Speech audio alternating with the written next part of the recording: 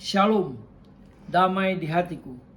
Kembali bertemu dengan saya Pendeta Jonathan F. Pulalang pada hari Minggu tanggal 26 Juni tahun 2022. Mari kita minta pertolongan Roh Kudus untuk pembacaan dan pemberitaan firman Allah. Mari berdoa.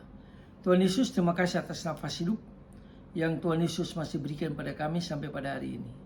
Saat ini kami mau membacakan firman Allah, menyampaikan firman Allah. Urapilah hamba-Mu dengan kuasa Roh Kudus-Mu. Demikian juga para pendengar, Tuhan juga mengurapi dengan kuasa Roh Kudus-Mu. Terima kasih Tuhan Yesus, berfirmanlah karena kami sudah siap untuk mendengarkan firman.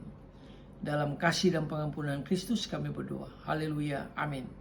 Mari kita baca firman Tuhan yang diambil dari Mazmur pasal 133 ayat 1 sampai dengan yang ketiga. Firman Tuhan berkata begini, persaudaraan yang rukun, nyanyian syiar Daud. Sungguh alangkah baiknya dan indahnya apabila saudara-saudara diam bersama dengan rukun, seperti minyak yang baik yang di atas kepala meleleh ke janggut, yang meleleh ke janggut Harun dan ke leher jubahnya. Seperti embun gunung Hermon yang turun ke atas gunung-gunung Sion, sebab kesanalah Tuhan memerintahkan berkat kehidupan untuk selama-lamanya. Demikian firman Allah yang berbahagia kita yang membaca, mendengar, memelihara serta melakukan firman Allah. Haleluya. Tema kita pada hari ini adalah hidup rukun, damai dan bahagia. Nah, saudara-saudara yang saya kasih dalam Tuhan Kristus, dalam pembacaan yang baru saja kita baca tadi, sini ada dua hal yang kita akan lihat tentang dua tokoh yang sangat terkenal ini. Yang pertama itu tokoh yang bernama Daud. Raja Daud ini pernah mengalami kerukunan yang luar biasa. Dia juga pernah mengalami kedamaian yang luar biasa.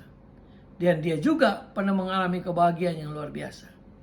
Tapi ketika Daud berbuat dosa, maka kerukunan dalam keluarganya hancur berantakan. Kedamaian yang dia miliki juga hancur berantakan, apalagi kebahagiaan. Itu saudara saya bisa baca di dalam Mazmur pasal yang ketiga, latar belakangnya. Bayangkan saja anak yang dia sayang sekali, Absalom, mengejar-ngejar Daud sampai mau membunuh Daud. Mengapa ini terjadi? Karena Daud berbuat dosa. Sampai-sampai Daud melarikan diri, dan dia pura-pura menjadi gila pada waktu itu. Saking beratnya penderitaan dia. Tapi ketika Nathan datang, lalu Nathan menegur dia dalam satu perumpamaan yang sangat luar biasa itu, maka Daud baru tersadar. Daud berkata, Nathan, siapa orang yang kamu katakan itu? Lalu Nathan menunjuk, kamulah. Baru Daud sadar bahwa dia memang berbuat dosa. Nah, konsekuensi orang berbuat dosa itulah anaknya mengejar dia untuk membunuh.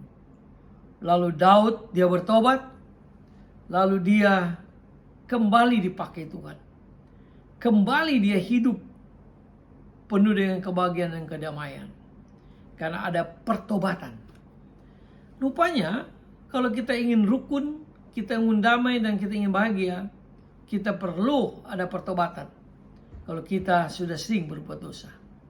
Itu yang pertama. Yang kedua, yaitu kisah nyata yang digambarkan, yang dijelaskan dalam Bilangan pasal yang ke-12 dan seterusnya, tentang Musa, Harun dan Miriam. Musa ini sangat terkenal.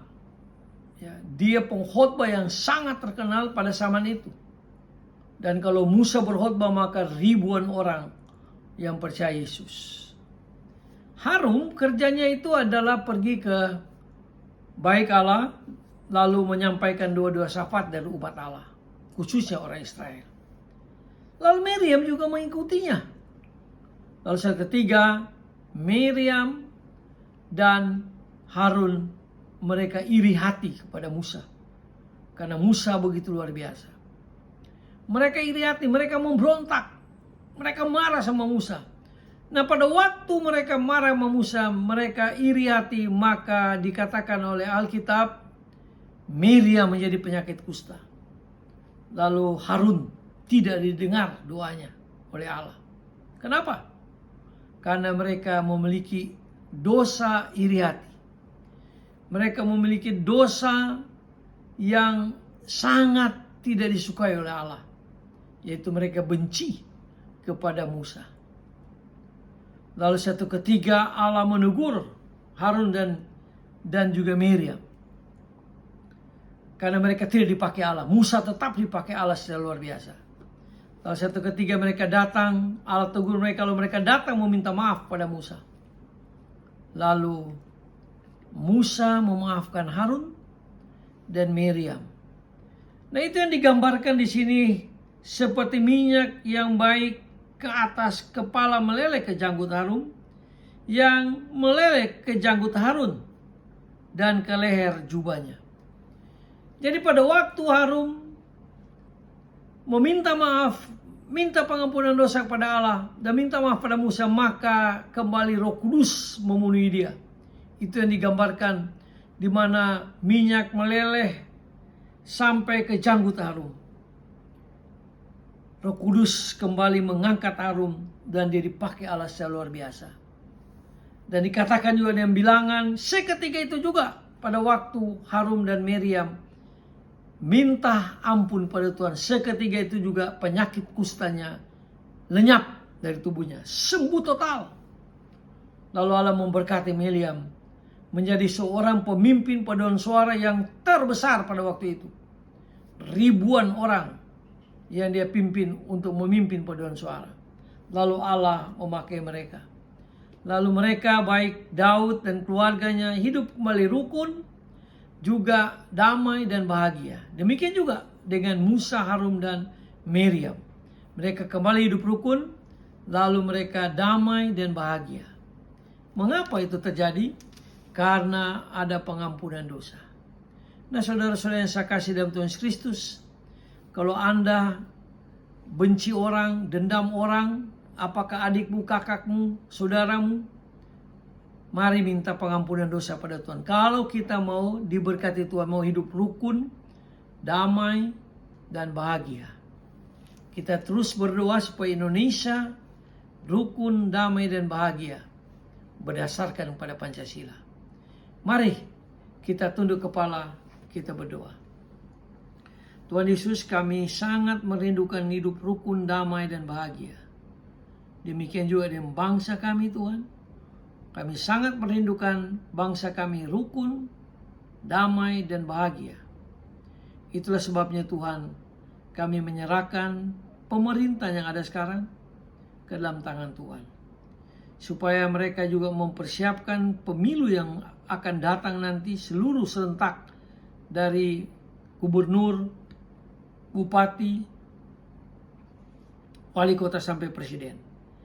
Biarlah semua Tuhan dipersiapkan dengan baik dan Tuhanlah yang akan membangkitkan pemimpin-pemimpin yang hidup rukun, hidup damai, dan hidup bahagia.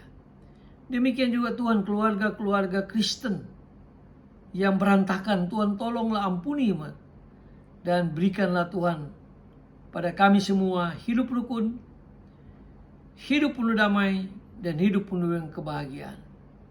Tolong kami Roh Kudus dan berkati kami. Ampuni dosa kami Tuhan, dengarlah doa kami. Dalam nama Tuhan Yesus, Juru Selamat kami, penebus dosa kami, Gembala kami yang sangat baik, kami berdoa dan bersyukur. Haleluya. Amin. Terpujilah Kristus, sampai kita berjumpa di kesempatan yang lain.